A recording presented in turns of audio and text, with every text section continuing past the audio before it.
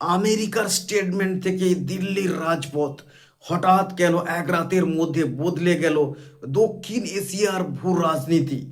প্রথমত, মার্কিন রাষ্ট্রদূত সার্জিও গোর সরাসরি কাশ্মীর সফর করে স্পষ্ট জানিয়ে দিলেন কাশ্মীর ভারতেরই গুরুত্বপূর্ণ অংশ। শুধু তাই নয়, মার্কিন প্রেসিডেন্ট ডোনাল্ড ট্রাম্প আমেরিকার ভোটিং ব্যবস্থা ঠিক করতে ভারতের বিশ্বমানের নির্বাচন ব্যবস্থার প্রশংসা করছেন।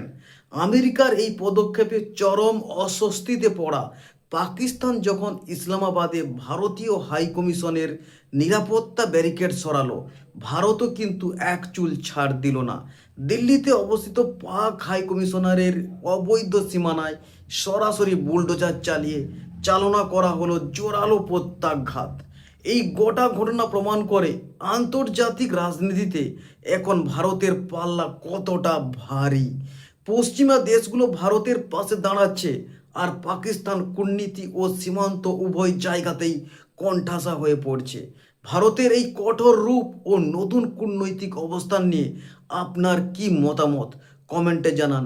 আর এমনই জিওপলিটিক্যাল আপডেটের জন্য ফলো করুন, সাবস্ক্রাইব করুন। জয় হিন্দ, বন্দে মাতরম।